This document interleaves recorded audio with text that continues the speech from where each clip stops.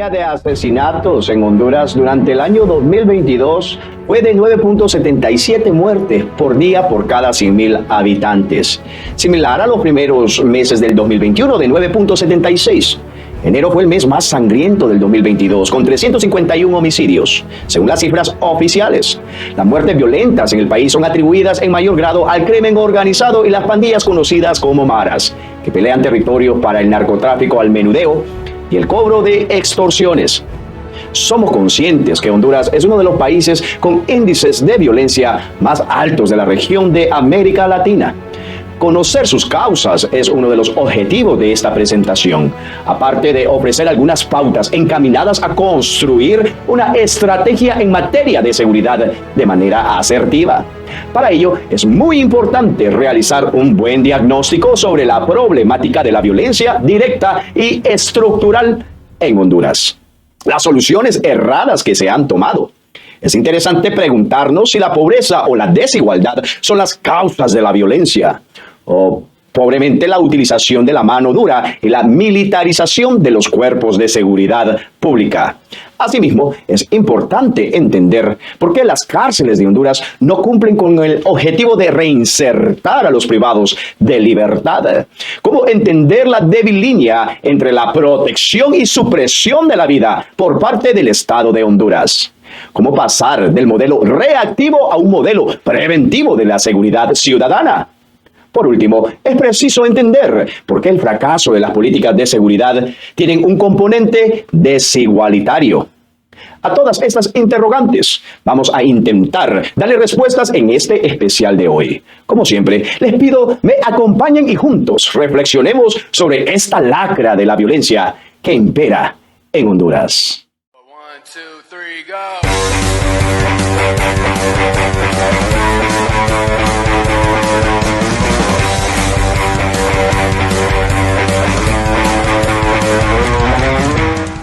¿Qué es la seguridad ciudadana? La seguridad ciudadana es la acción integrada que desarrolla el Estado con la colaboración de la ciudadanía y de otras organizaciones de interés público, destinada a asegurar su convivencia y desarrollo pacífico, la erradicación de la violencia, la utilización pacífica y ordenada de vías y de espacios públicos y en general evitar la comisión de delitos y faltas contra las personas y sus bienes. En el contexto de América Latina y el Caribe, los altos niveles de criminalidad acompañada por violencia contra las personas genera también alarmas para la gobernabilidad democrática y la vigencia del Estado de Derecho, lo que se traduce en los bajos índices de confianza que la población manifiesta tener hacia el gobierno, el parlamento, la policía y el sistema judicial. Frente a esta situación, en varios países de la región se ha apelado a políticas que han resultado históricamente ineficaces para solucionar las demandas sociales sobre el tema de seguridad ciudadana, basadas en planteos de incrementar la presión punitiva, reducir las garantías procesales o bajar la edad de imputabilidad para aplicar el derecho penal a los niños y las niñas. Por otra parte, la falta de una adecuada respuesta del Estado ante la violencia y el delito ha hecho emerger grupos violentos extralegales, de los cuales son responsables los llamados grupos de limpieza social, como los escuadrones de la muerte o grupos paramilitares y parapoliciales.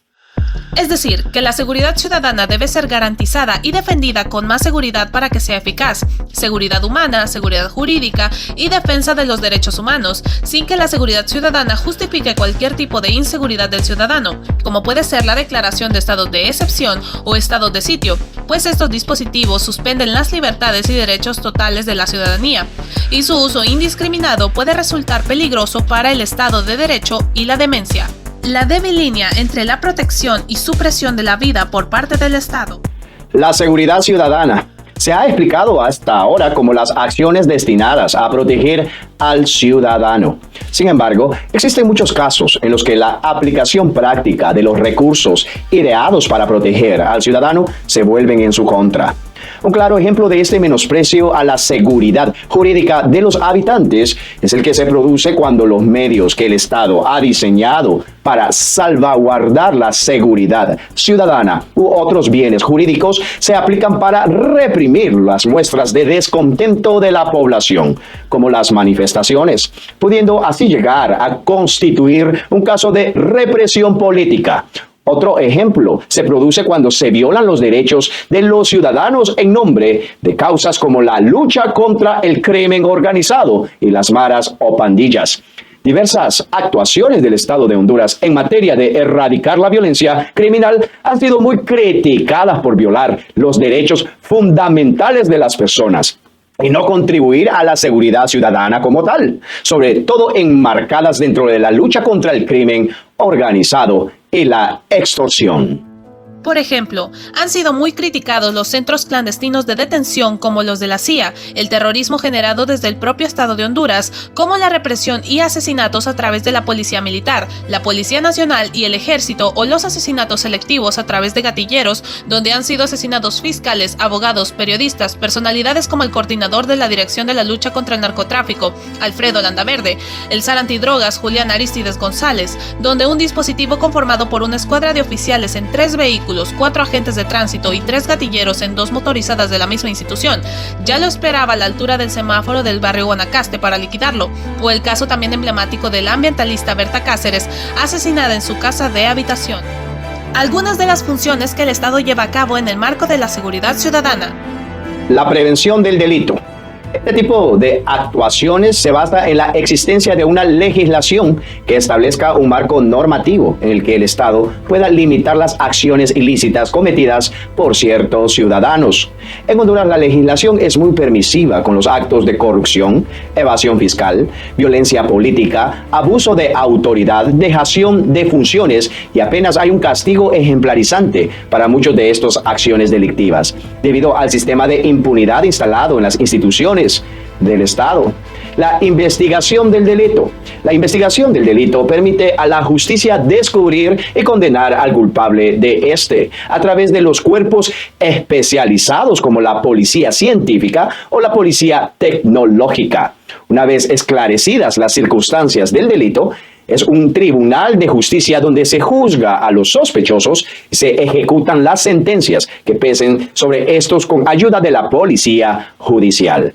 En el caso de Honduras, la mayoría de las violaciones de los derechos humanos, los delitos violentos y los hechos de corrupción quedan totalmente impunes, incluso a pesar de que la población carcelaria se haya multiplicado. El 96% de los casos quedan en total impunidad, es decir, no se investigan policialmente ni se judicializan.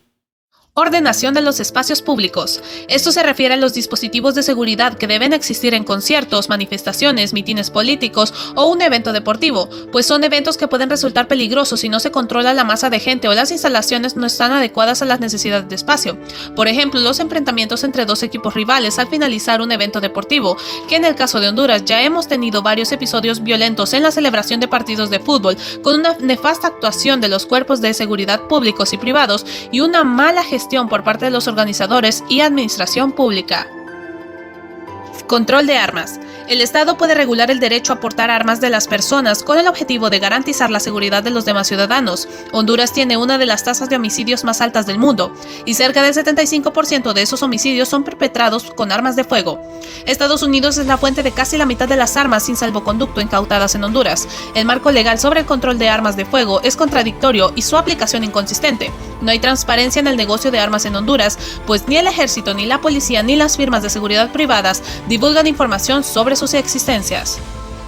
Asistencia de emergencia y urgencia. En el caso de Honduras, la precariedad de los cuerpos de bomberos, hospitalarios y policiales es palpable. No cuentan con los recursos necesarios para desempeñar su labor de salvaguardar la vida de los ciudadanos hondureños, equipo médico sobrevalorado, hospitales fantasmas y un pésimo uso de los fondos públicos. Todo esto es el balance de una gestión marcada por la corrupción a lo largo de muchos gobiernos que dilaparon los fondos públicos. Existen otras agencias especializadas para delitos específicos. servicios policiales y civiles que se dedican en exclusiva a evitar que se atenten contra la integridad y dignidad de los ciudadanos en delitos muy concretos, que hasta hace poco tiempo pasaban desapercibidos o no existían, como por ejemplo la violencia de género, atentados contra la libertad sexual de las personas como la violación, acoso laboral, escolar o ciberacoso, violencia contra las minorías étnicas y colectivas LGBT, delitos informativos como el spam o el fraude cibernético. Las políticas de seguridad ciudadana apenas han avanzado en estas nuevas amenazas que atentan contra la seguridad e integridad de la ciudadanía. Modelo reactivo versus modelo preventivo. Un enfoque interesante es ver la violencia como un problema de salud pública. Durante demasiado tiempo, la respuesta a la violencia ha estado dominada por sistemas de reacción, una vez que la violencia ya se ha producido. Tanto la Organización Mundial de la Salud, el Centro para el Control de Enfermedades y Prevención de los Estados Unidos y otras instancias internacionales coinciden en que la evidencia científica a favor de la prevención como estrategia idónea es muy amplia y es hora de que pasemos de la reacción a la prevención. La transición de prácticas reactivas a preventivas, a nuestro entender, presenta tres retos principales. 1. Sustituir el modelo de ley y orden bajo el paradigma de la mano dura. 2. Construir políticas de seguridad bajo un consenso social para contrarrestar la falta de compromiso político de nuestros líderes de turno con la prevención. Y 3. Mejorar la racionalización y eficiencia de la administración pública para contrarrestar la ausencia de planificación estratégica que no permite superar la fragmentación de los cuerpos de seguridad y la administración pública y la improvisación del gobierno. La gestión de los gobiernos de Honduras en materia de seguridad pública se han caracterizado por el uso indiscriminado del modelo reactivo bajo el paradigma de la mano dura. A pesar de estar demostrado que es erróneo medir la seguridad a través del número de personas encarceladas, las estrategias de seguridad por parte del actual gobierno es repetir los mismos errores de los gobiernos anteriores, es decir, limitarse únicamente a llenar las prisiones de reclusos para demostrar el éxito de una política de seguridad netamente policial. Los gobiernos han sabido justificar sus políticas de mano dura y de encarcelación masiva, señalando a las maras y a las pandillas como la causa de la violencia, cuando en realidad no son la causa, son el efecto, pues una de las causas del alto índice de violencia en Honduras es la falta de políticas de prevención debido a un sistema de justicia ineficaz y a las paupérrimas condiciones de los centros penitenciarios de Honduras. Toda esta realidad decadente del sistema penitenciario contrasta con el sistema penitenciario de países nórdicos, como por ejemplo el de Suecia. ¿Por qué el sistema penitenciario sueco es uno de los más avanzados del mundo? El sistema penitenciario de Suecia es uno de los más avanzados. El índice de criminalidad es muy bajo debido al descenso del número de delitos. Su modelo de reinserción es uno de los más admirados del mundo. Existe un agente por cada 3 presos. El agente, en su aspecto educador, ha de aparecer a los ojos del detenido como un modelo digno de ser imitado. Se practica el psicoanálisis y la psicoterapia. Asimismo, es preciso resaltar que debido al descenso en el número de ingresos en la prisión en los últimos años, se ha decidido el cierre de 4 cárceles y un centro de prisión preventiva. El servicio de prisiones de Suecia es más humano y eficaz y se centra claramente en la rehabilitación del recluso. Se evalúan los riesgos, necesidades y capacidad de respuesta de cada individuo y elaboran un plan integral para el tiempo de condena. El gobierno sueco se propone como objetivo global reducir la reincidencia y contribuir de modo significativo a una sociedad más segura y protegida.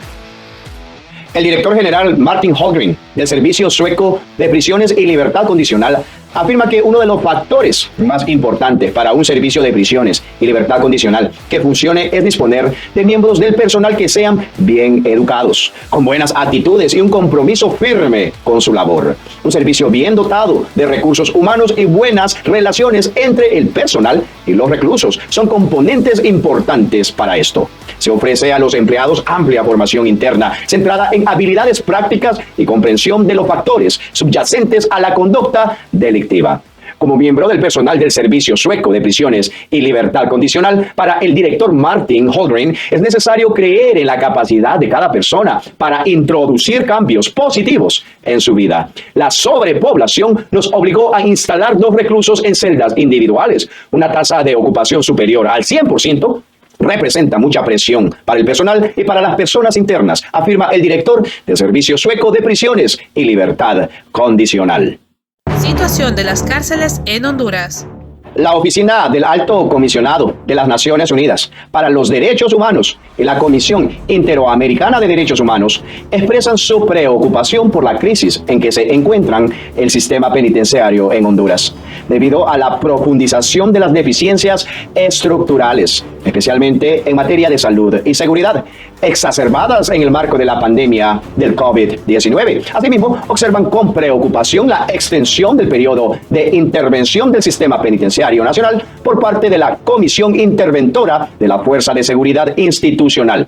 Recordemos que en el 17 de diciembre del 2019, el ministro de la Presidencia, Eval Díaz, anunció que debido a la crisis que atravesaba el sistema penitenciario, este pasaría a ser administrado por las Fuerzas Armadas en coordinación con las Fuerzas de Seguridad Interinstitucional, FUSINA. Esta medida fue tomada después del asesinato del exdirector de El Pozo, Pedro Ildefonso Armas, que había sido suspendido de su cargo después que el recluso Magdaleno Mesa fuera asesinado en esa prisión. Se estableció una junta interventora a cargo del Instituto Nacional Penitenciario y del Instituto Nacional para la Atención a Menores Infractores. Con anterioridad, tanto el Alto Comisionado de Naciones Unidas como la CIDH se han pronunciado sobre las altas tasas de sobrepoblación que prevalecen en las cárceles hondureñas.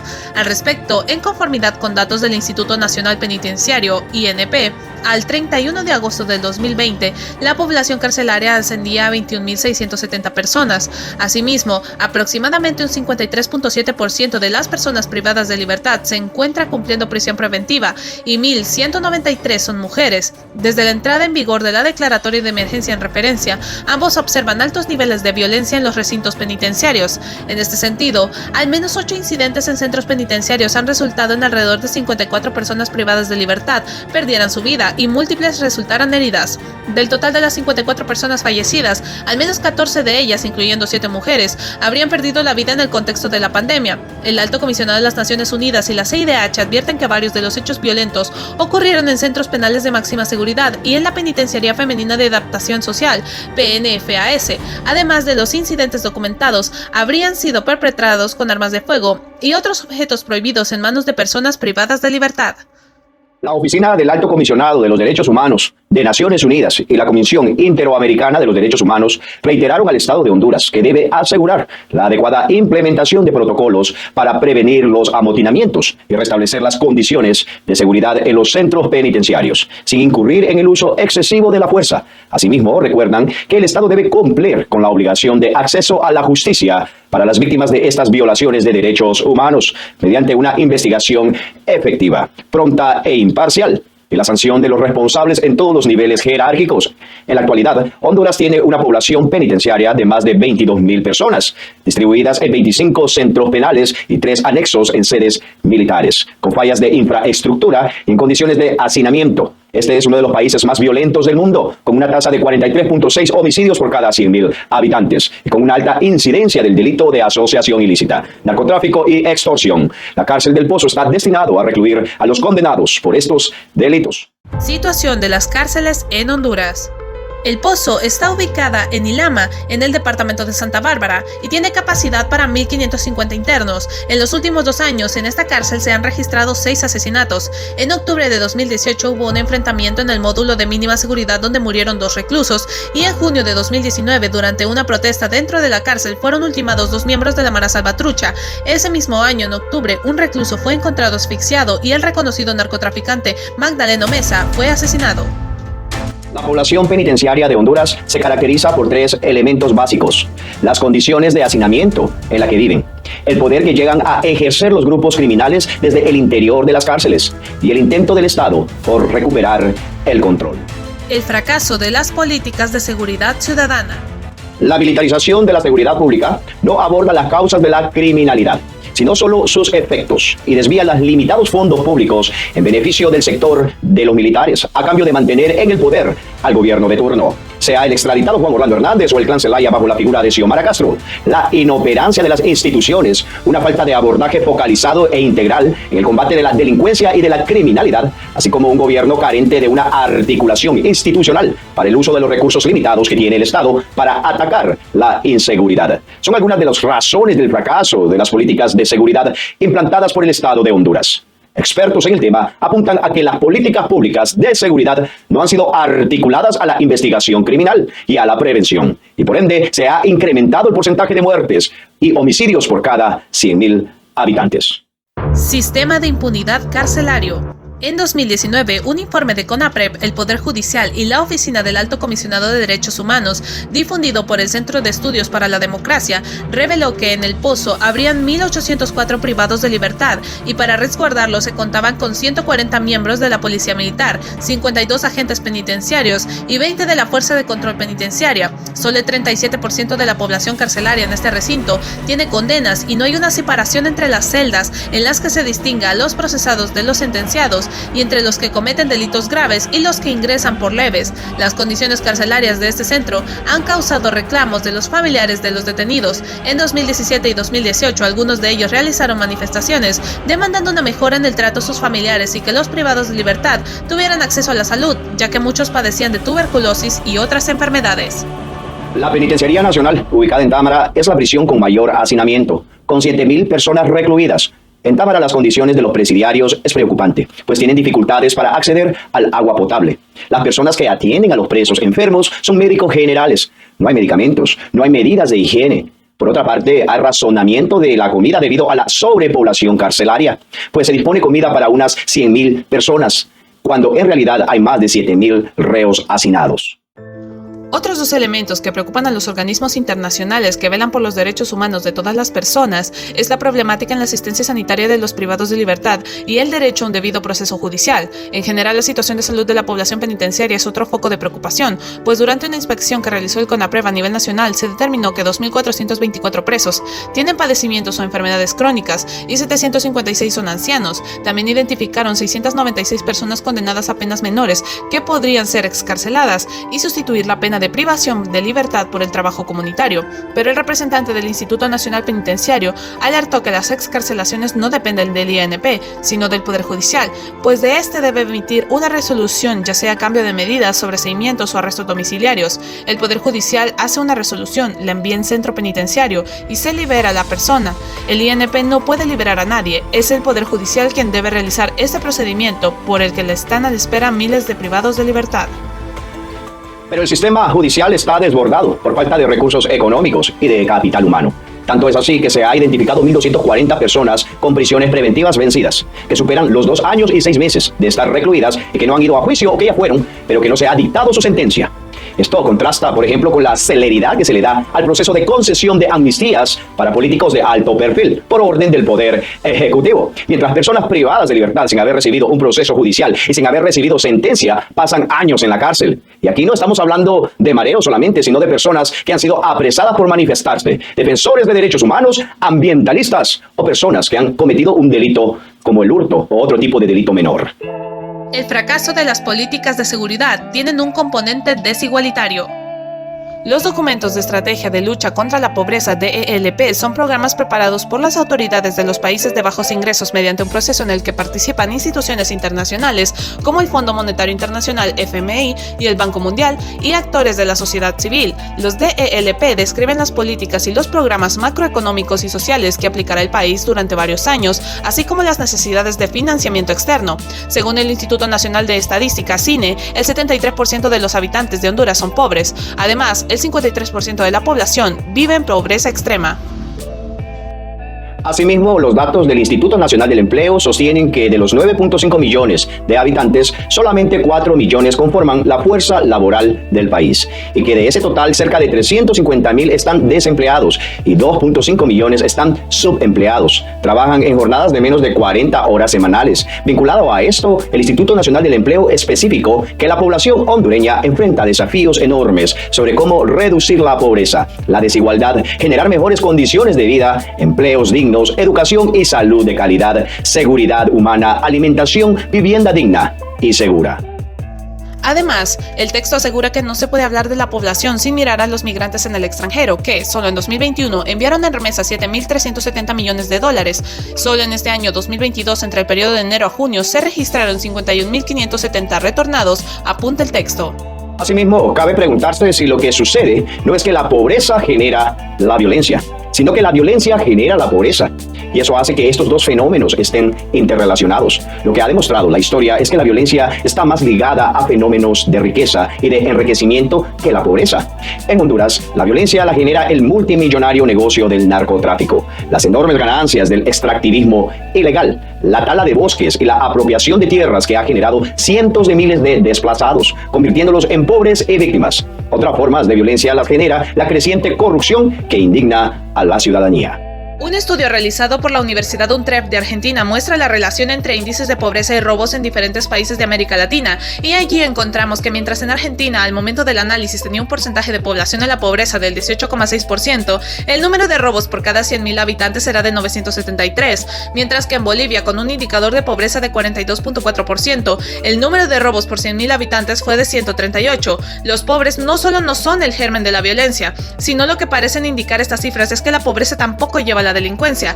Eso lo podemos constatar en Honduras, donde los pobres de la pandemia se han volcado al rebusque y la mendicidad, mientras alarmados vemos que los crecientes niveles de robos provienen de la clase política, con el desfalco en el seguro social o el caso de Investache y los hospitales móviles. Asimismo, los hurtos con violencia son perpetrados por bandas organizadas lejos de la pobreza.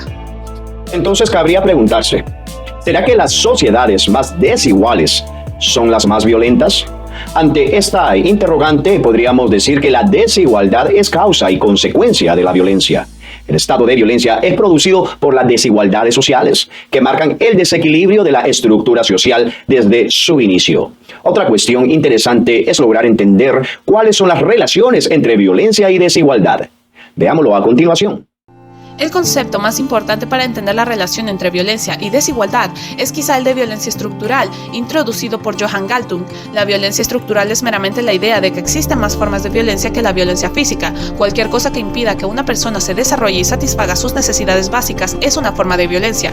En este sentido, la pobreza y la desigualdad, en tanto que significan la falta de capacidad para satisfacer necesidades básicas, pensemos en alimentación, vivienda, etc., son condiciones que imponen un nivel de violencia a las personas. La relación parece ser bastante clara. Mayor desigualdad y mayor violencia parecen ir de la mano. La violencia y la desigualdad, por su naturaleza, tienen casualidad que fluyen en ambas direcciones. La desigualdad produce violencia y la violencia produce desigualdad. No son fenómenos excluyentes, al contrario, son fenómenos que operan entre sí y se refuerzan entre sí. La violencia puede estallar por diversas razones, pero la violencia estructural, la pobreza, la desigualdad y en general cualquier factor que prive de una vida digna a las personas se vuelve el combustible que alimenta esa violencia al darle un contexto en el que se puede reproducir fácilmente. Es por ello que si pensamos el sistema penitenciario como un espacio o contexto para privar la libertad a ciudadanos que han infringido la ley y han violentado los derechos de otras personas, el fin último de su encierro debe ser la corrección de sus acciones desaviadas, la reinserción a la sociedad y la prevención. Pero si las condiciones en las que se encuentran muchas personas privadas de libertad son de hacinamiento, suciedad, más violencia, este círculo vicioso nunca se romperá. Es necesario que entendamos que las prisiones, aparte de contener celdas de castigo y custodios, deben estar dotadas de un personal formado, de instalaciones dignas, de oportunidades de formación para los reos, para que los hechos no se repitan, para no devolver a la sociedad a más personas dañadas, llenas de resentimiento, que puedan representar nuevamente un peligro para la paz y estabilidad social. Está claro que la estrategia de la mano dura y la tolerancia cero, la militarización de los cuerpos de seguridad que ha impulsado Xiomara Castro en su lucha contra la extorsión y el crimen organizado, contraviniendo su discurso de antimilitarismo, suele suponer una estrategia en apariencia rápida y efectiva. Pero los datos arrojan lo contrario. Honduras no cuenta con instalaciones carcelarias suficientes y las existentes no están bien equipadas y hay una falta de personal. Esto ya directamente imposibilita el éxito de cualquier política de seguridad y de combate contra el crimen organizado. Pues realmente el problema de la violencia y la criminalidad no se está solucionando, sino simplemente se está encerrando, pues sostener a una población carcelaria implica un alto coste para las arcas del Estado y el gobierno no ha destinado los recursos suficientes. Las cárceles se convierten en una olla de presión que tarde o temprano terminarán estallando si no se establecen políticas preventivas. Históricamente, las políticas de seguridad basadas únicamente en la mano dura han sido un fracaso, pues la violencia no solo se puede combatir con más violencia y represión policial. Pues tomando el ejemplo del sistema de seguridad sueco, la prevención y la adecuada dotación de material y de personal formado en las cárceles es vital para hacer descender la población carcelaria y la criminalidad. Un aumento de presos en las cárceles por detenciones masivas no es sinónimo de que la seguridad esté mejorando o la violencia esté disminuyendo, sino simplemente se trata de un remiendo, de un caldo de cultivo, donde el aumento de la población carcelaria solo puede indicar que los problemas estructurales como la pobreza, desigualdad, corrupción e impunidad no se están solucionando. No están atajando las causas, sino los efectos, y no pueden haber visión más errónea sobre las políticas de seguridad que esta. El gobierno hondureño no puede tomar la vía más fácil de la reprensión policial sin establecer planes integrales de reducción de la pobreza, disminución del desempleo, lucha contra la corrupción, dotación económica y material al Poder Judicial y cuerpos de seguridad policial. Estas son las medidas principales que el gobierno debe tomar si realmente se quiere tomar en serio la lucha contra la violencia y el crimen organizado. Gracias por su generoso tiempo y atención. 1, 2, 3, go.